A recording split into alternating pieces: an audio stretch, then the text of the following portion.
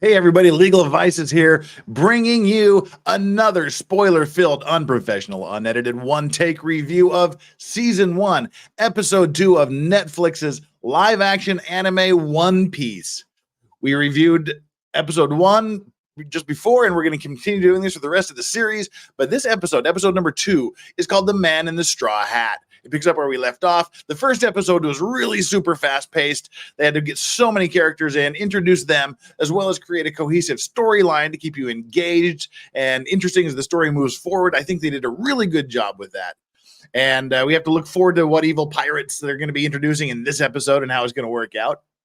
It begins with a flashback to when Luffy was a little boy. He's trying to get his powers in order. He begs the captain, Captain Shanks, to let him join the crew. He begs him again and again and again, and then the captain says, "I'm going to sea, and I'm not coming back." Well, that cuts to the present day, where Nami is trying to open Captain Morgan's safe that they stole in the previous episode.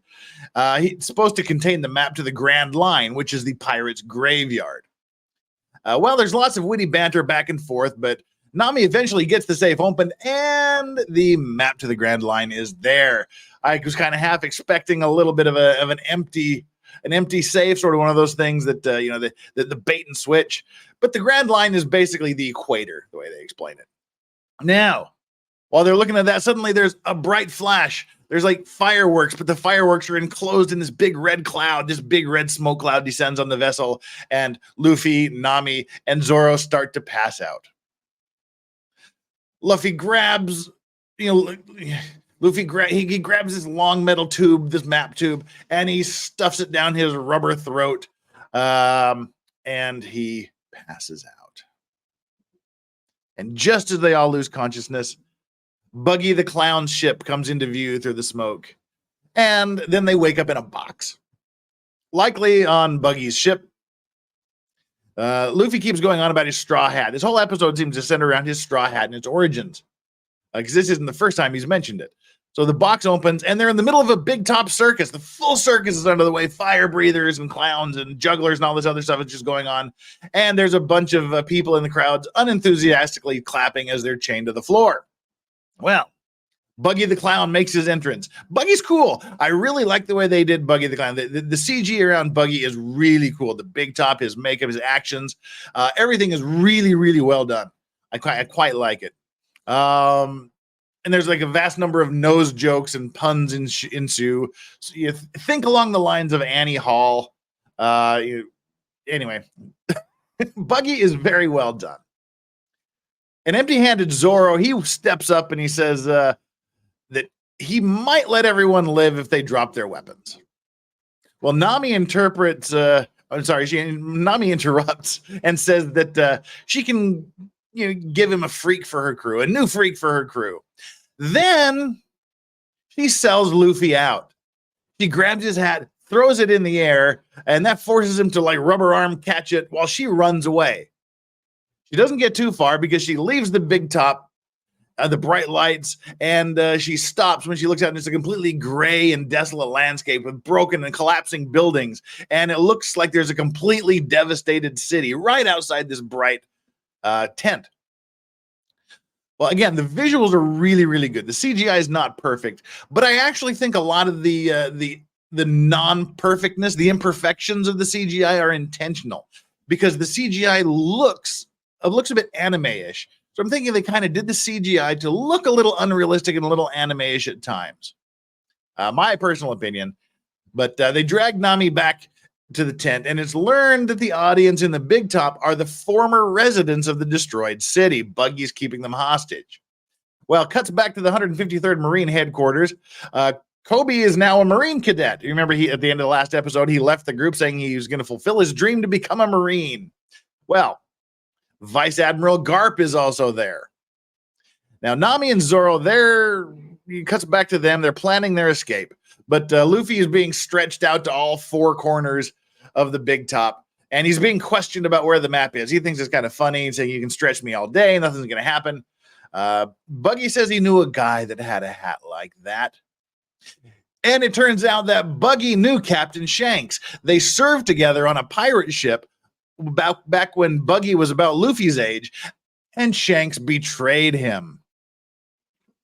Then Buggy grabs a little boy and threatens a little boy. So Luffy's forced to squeeze out of his restraint, and then he does a big gum pistol and literally knocks Buggy's head off into the lap of one of the prisoner audience people. Well, the head's still talking, and it turns out that Buggy also, like Luffy, ate a devil fruit. He ate a chop fruit, which means you can chop him up into all sorts of little pieces and he reforms. And he can also split himself up into various pieces and reform. And then he proceeds to gas Luffy again. Well, then it cuts back to Nami trying to break the lock on her cage. Weird dude on a unicycle comes in and says Zoro killed her brother. Zoro's been tied to a spinning wheel. Weird dude starts spinning the wheel and throwing knives at Zoro. One of them nicks the rope on covering one of his wrists and starts to fray the rope.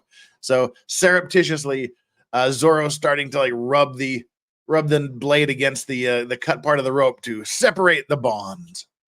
Well, this cuts back again to Vice Admiral Garp back at the Marine base. He's questioning Kobe about his story and his association with Luffy. Kobe explains everything. He just lays it all out on the table. And Garp says that they will find Luffy together. This causes Kobe a little bit of concern. Well, then it cuts back to Luffy as a kid. This thug pirate is trying to teach Luffy a little bit of respect. Captain Shanks comes back, and a big fight ensues between the two groups. While the fight is on, Luffy, why don't we keep calling him Luffy today? Luffy runs away. And then we cut to the present day. Luffy is in a tank filled with seawater. It turns out that seawater is Luffy's kryptonite, which is kind of a bad thing if you're a pirate, I guess, because you're kind of around seawater a lot of time. But anyway, seawater is his kryptonite. It makes his powers useless. So while he's drowning in this sealed water tank, Buggy continues to demand where the map is, and he refuses to tell. Then it cuts back again to when Luffy was a little boy. And he's in a little tiny boat, all by himself, with the guy that attacked him back at the bar restaurant. And the guy tells Luffy that no one is coming for him. And then a big giant sea creature, something, knocks the boat over, knocks them both into the water. And they start to drown. And just as Luffy starts to succumb to drowning, a hand shoots down into the water and pulls Luffy out of the water and onto the boat. It turns out it's Shanks. Shanks pulls Luffy out of the water. Somehow Shanks got to this boat in the middle of the ocean. No explanation. It's pure anime. We don't need to know how there's no other boats around. He's just there. Nobody explains how Shanks got to the boat, but he's there. All right, whatever. And then a big sea monster rears its head. And then the monster tries to attack Shanks and goes, rah, and gets close to him. And then he can't. Just like there's a wall there. Ah. But apparently, during this brief little attack, somehow the monster clipped Shanks' arm and ripped his entire arm off. Shanks tells the monster to go away, and the monster does. So it seems like Shanks has some powers of his own.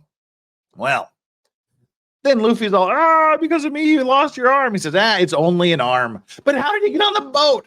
Why is he not bleeding to death? There's very little blood coming out of the arm. What's going on? It's an anime world, I know, but part of me needs explanations. But I don't know, maybe that would ruin it. Maybe explanations would ruin it. But well, it cuts back to Luffy drowning in the tank again. And Buggy's trying to freak Luffy out by taking pieces of a straw, just like little pieces of straw out of Luffy's hat. And it does enrage Luffy, but there's not much he can do about it because he's in the tank. Well,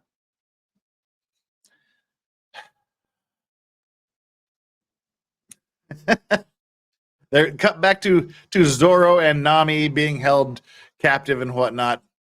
Well, Zoro says that he believes in Luffy. And Weird Guy's still talking. Weird Guy's still trying to get him to get punished and whatnot, show a little bit of fear. But while Zoro's engaging Weird Guy, Nami eventually manages to get out of her cage somehow quietly. Weird Guy doesn't notice. Nami kicks him in the back and shoves him towards Zoro. Just at the time Zoro cuts one of his bonds, he grabs weird dude around the neck and chokes him out. Don't know if he's dead or just choked out, but he chokes him out at least. And then asks Nami what her plan is. Nami says her plan is to kick the ass of every clown they see, which apparently they do.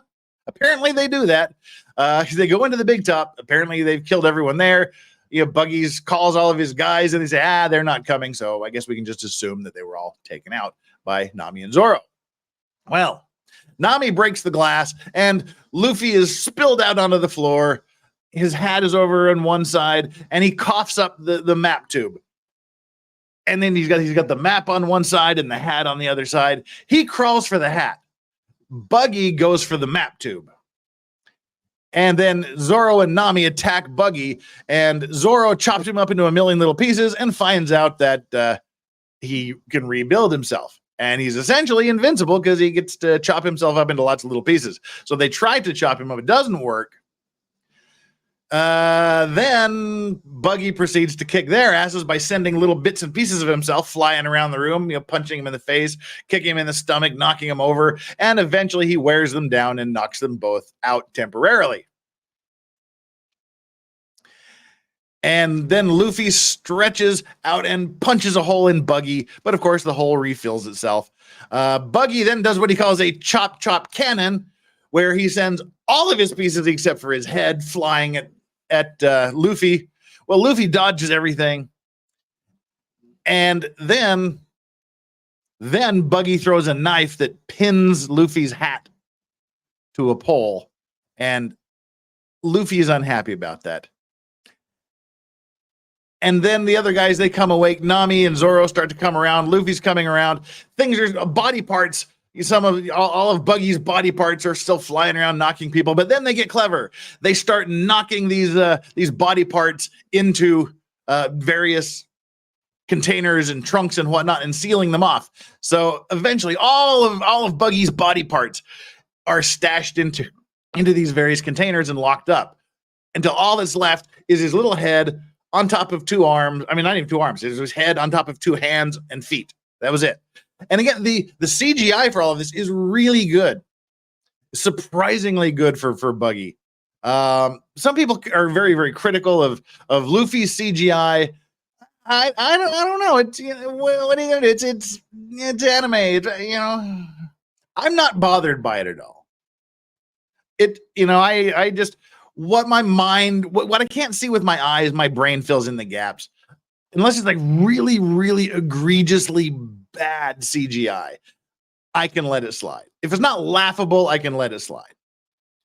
Because I'm not looking for the problems when I watch things. I'm looking for reasons to enjoy stuff. But so but regardless of what you think about Luffy's CGI, Buggy's is spot on. So anyway, you got this little head sitting on two hands and 2 feet. Then Luffy stretch punches, and he does. No, I'm sorry, he wasn't a. Got to think here. This is the problem with the spoiler-filled, unprofessional, unedited one-take reviews. You got to think on the fly.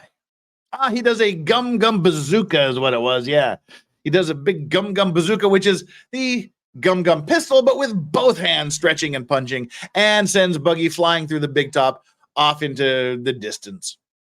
And then they set all of the captive city people free. Then it cuts to Vice Admiral Garp again. He's punishing Captain Morgan for failing in his duty, and Garp says he's taking all of the cadets to hunt for Luffy. Cuts back to Shanks, back in the history. He's preparing to leave forever, as he said at the beginning of the episode, and that's when Shanks gives Luffy his hat. So that's the story of how Luffy got the hat and why it's so important to him. So then it cuts to Luffy's boat. Luffy says he's setting sail for the Grand Line, and Nami and Zoro are there. Nami goes back into the cabin.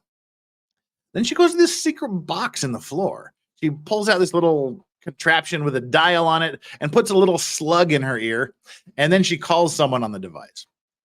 And she just says, "You can tell him I have the map." She's a traitor. She's a traitor. She's gonna betray them all. She's working for someone else. She's not part of the team.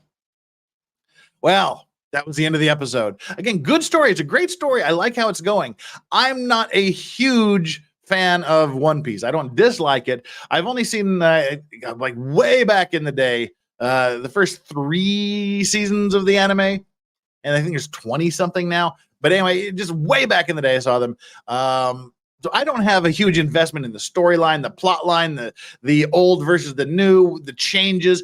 I'm watching this just for what it is. And so far, after 2 episodes, they're setting up a really good storyline here. I think it's a great show. Others may disagree, but let them make their own spoiler-filled, unprofessional, unedited one-take reviews, because that's mine, and I'm sticking to it. Highly recommending One Piece if you have any interest in animation. And if you are invested in the One Piece storyline and you're upset by all of the differences, you got to make some changes. You got to do some things. It can't be exactly like the comic book. Enjoy the story, enjoy the similarities, and maybe have a little understanding for the changes they make. I don't know. But until episode 3, remember, like, subscribe, and until we meet again, whatever you do, make sure you enjoy your legal vices.